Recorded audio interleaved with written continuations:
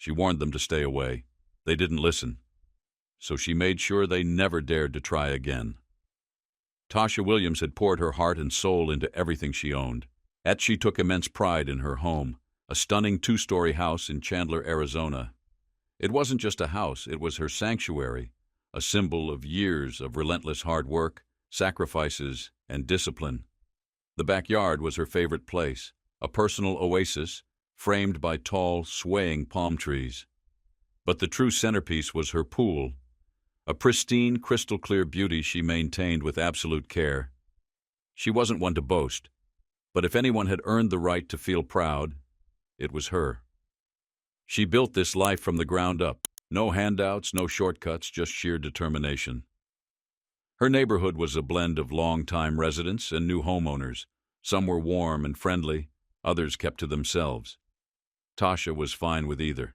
She hadn't moved here to win anyone's approval. She just wanted to live in peace.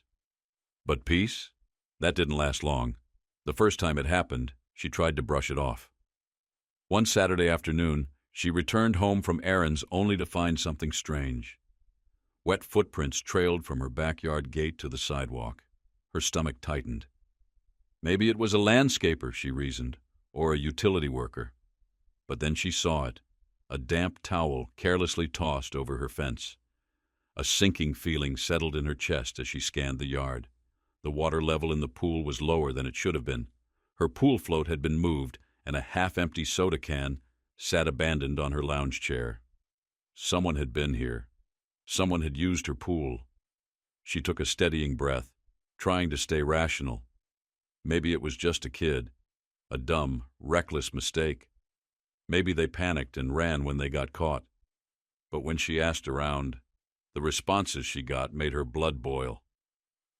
"Oh, it's probably just one of the kids," a woman chuckled, as if it were no big deal. "You know how they are," another neighbor added dismissively. One man, barely looking up from working on his car, muttered, "You've got a nice pool, Miss Williams." People noticed. Something about the way he said it made her uneasy. But rather than argue, she tightened the lock on her gate and prayed it wouldn't happen again. It happened again. A week later, as she sat in her living room, a sound made her heart drop, splashing. At first, she thought maybe the pool filter was running, but then came the unmistakable sound of laughter. Her jaw clenched. She moved quickly, stepping to the back door and peering outside.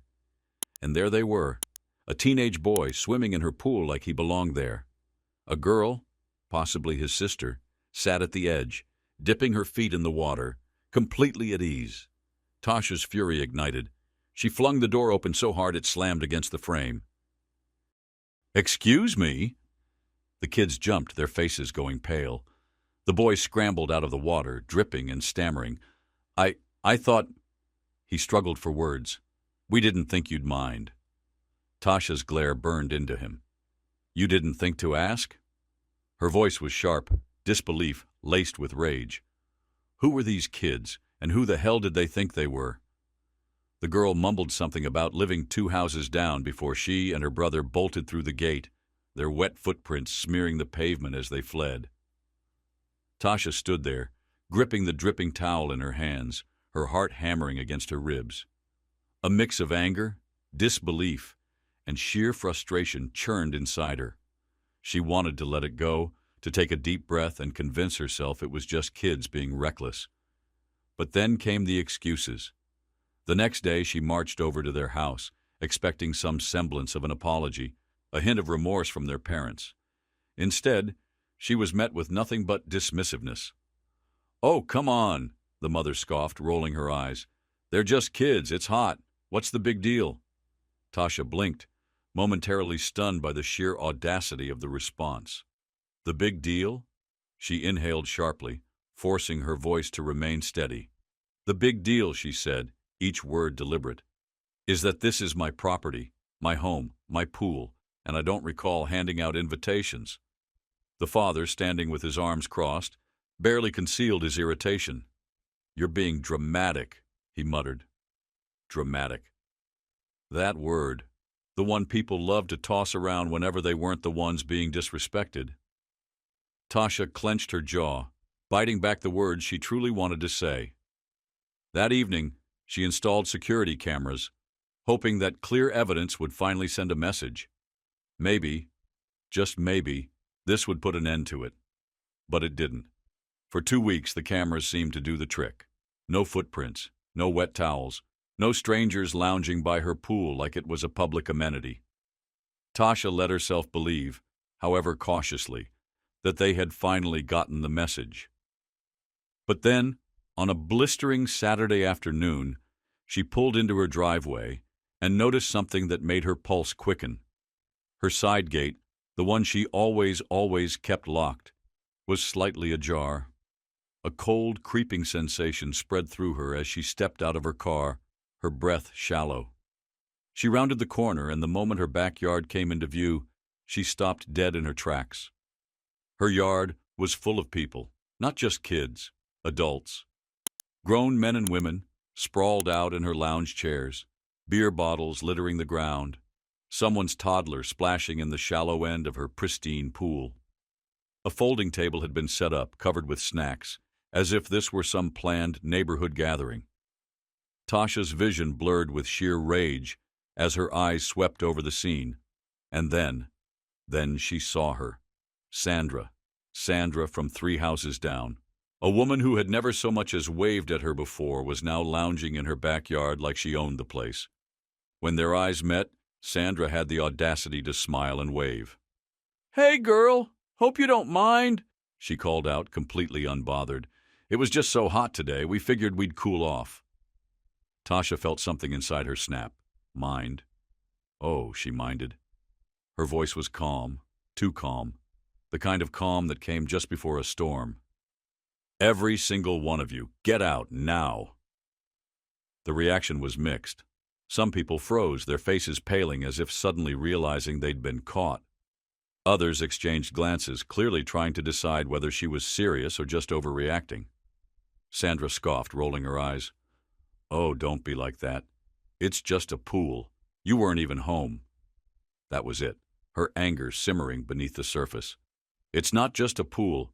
It's my pool, my house, my yard. You don't live here. You don't pay for this. So get out." Someone muttered under their breath, "Geez, what's her problem?"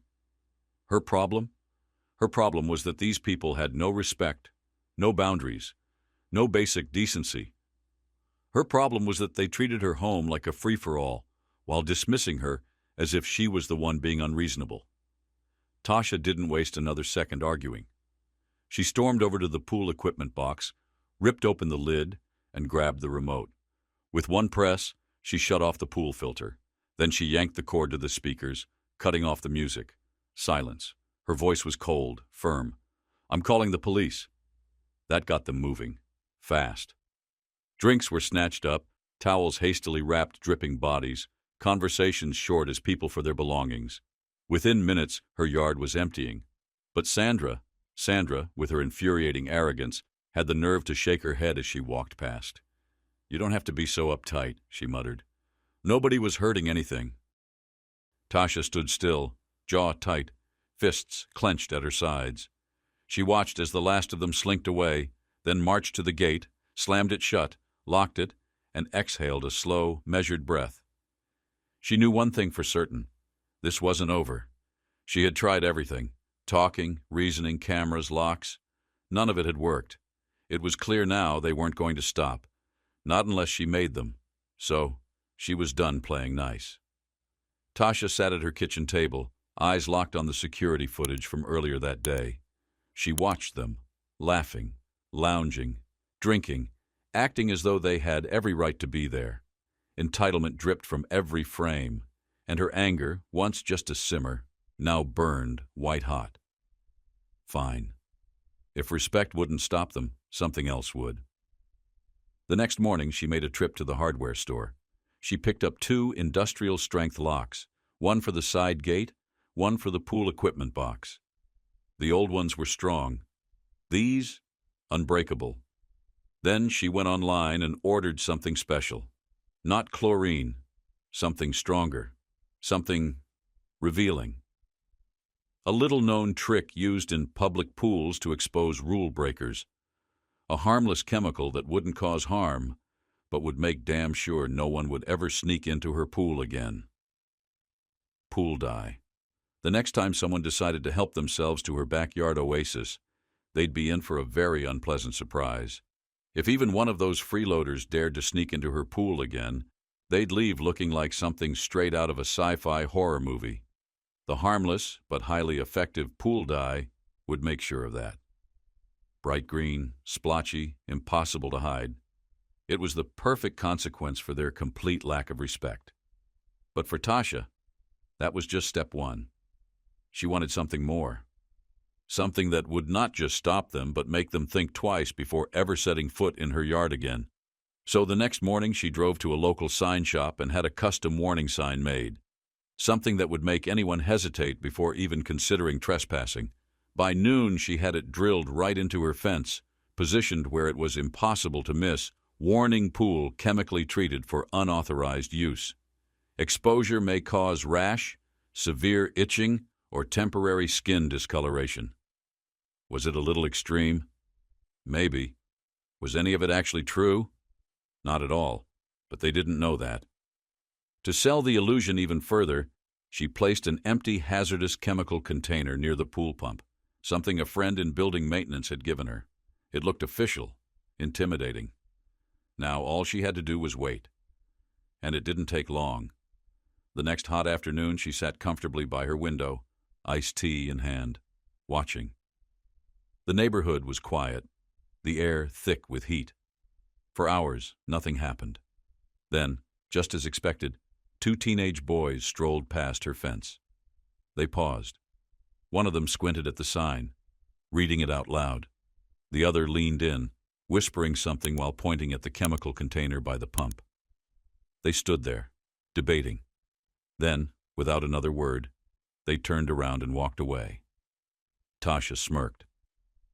Later that evening, as the sun dipped below the rooftops, she spotted her. Sandra, the same entitled neighbor who had led the backyard invasion. She was out walking her dog when her eyes landed on the sign. Even from her window, Tasha could see the moment Sandra's expression shifted from curiosity to suspicion. Sandra stepped closer, tilting her head, lips pursed. Then, she pulled out her phone and started typing furiously. Tasha raised an eyebrow. Moments later, she checked Facebook. And there it was, a fresh post in the neighborhood group. FYI, looks like Tasha put some kind of weird chemical in her pool. Says it causes rashes and skin issues. Not sure how safe that is. Just a heads up. Within minutes, the comments started pouring in. OMG, what if it leaks into the ground? That doesn't sound legal at all. Why does she even care so much? It's just water. Tasha let out a sharp, genuine laugh. They weren't mad because she was lying. They weren't even mad because they had been caught. They were mad because they knew, without a doubt, that their free ride was over. And if anyone was foolish enough to challenge her, well, they were welcome to try. For the first time in months, Tasha finally felt something close to peace. No more damp towels abandoned in her yard. No more empty beer bottles littering her patio. No more entitled strangers treating her home like a public recreation center. Her plan had worked, or so she thought. The knock came 3 days later, sharp, loud, impatient. Tasha sighed, already knowing exactly who it was. She set her drink down, took a slow breath, and walked to the front door. Peeking through the peephole, she wasn't the least bit surprised. Sandra, arms crossed, expression tight with irritation. Tasha closed her eyes for a second. Here we go. She swung the door open, keeping her face calm. Yes? Sandra didn't waste a second. We need to talk. Tasha raised an eyebrow, leaning against the doorframe. Do we? Sandra exhaled sharply, clearly already exasperated. Look, I don't know what your problem is, but people are saying you put some kind of dangerous chemicals in your pool. Tasha blinked, pausing for a beat. Then slowly, she smirked. I did. Her voice was smooth even. To keep out uninvited guests. Sandra's jaw tightened, her fingers curling into fists at her sides. You can't do that, she snapped. What if a kid touches the water? Tasha tilted her head. A kid who trespassed into my yard? Sandra hesitated. That's not the point. It's exactly the point, Tasha cut in, her tone razor-sharp. I told people to stay out. They didn't listen, so I took precautions. Sandra scoffed, rolling her eyes. You're ridiculous. You don't even have kids. It's just sitting there going to waste. Tasha felt a slow, cold smile stretch across her lips. So because I don't have kids, my pool is suddenly public property? Sandra opened her mouth, but for the first time she had no immediate response. Tasha crossed her arms, her gaze steady. Let me be very clear. My pool, my yard, my rules. And if anyone wants to test that, well, she smiled sweetly. They're welcome to try. Sandra's face twisted in frustration, but this time she had nothing left to say. She spun on her heel, huffing as she stalked away. Tasha simply watched, waiting until Sandra disappeared down the sidewalk before closing her door with a quiet, satisfied click. For the first time in years, she felt in complete control. Sandra's eyes narrowed, her lips curling in frustration. Oh, come on, don't act like... But Tasha cut her off, her patience long gone. No, you come on, Sandra. Her voice was steady, but the anger beneath it simmered like a slow-burning fire. You and everyone else around here have some damn nerve. You don't pay my water bill. You don't scrub my pool. You don't lift a single finger to maintain my home. But you expect to just help yourselves like it's your God-given right? Sandra's face flushed a deep shade of red. Well, maybe if you weren't so unfriendly, people would actually like you. Tasha let out a sharp, genuine laugh, one that held no amusement, only the kind of disbelief that comes from watching people twist reality to fit their own entitlement. And that right there, Sandra, is exactly your problem. You think being liked means letting people walk all over you. That's not kindness. That's being a damn doormat. Sandra opened her mouth as if she had something to say, but no words came. Instead, she clamped her jaw shut, shook her head, and exhaled sharply through her nose. You know what? Forget it. She spun on her heel, muttering under her breath. Tasha watched her retreat, a smirk tugging at the corner of her lips. Enjoy using your own hose this summer, she called after her. Sandra stomped off without another word, her frustration visible in every stiff movement. Tasha shut the door behind her, exhaling in satisfaction. They were mad. Oh, they were furious. But that didn't matter, because they had finally gotten the message. And just to make sure they never forgot it, she added one final touch. The next morning, she installed a motion-activated sprinkler system along the fence line. If anyone so much as thought about sneaking in again, they'd be greeted with an icy blast of water. A nice little wake-up call to remind them whose property they were trespassing on. But the best part? She never even had to use it.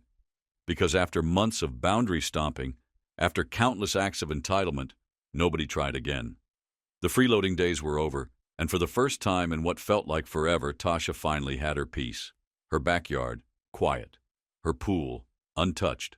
Her space, respected. And the best part? She never even had to call the police. Because that was never the goal. She hadn't set out to humiliate anyone or create unnecessary drama. She hadn't wanted a war with her neighbors. All she had ever wanted was for what was hers to be respected. But here's the thing. Some people don't respect boundaries until they're forced to. Tasha had tried to be reasonable. She had spoken up, asked politely, made it clear that her pool was not community property. And yet, they had ignored her at every turn.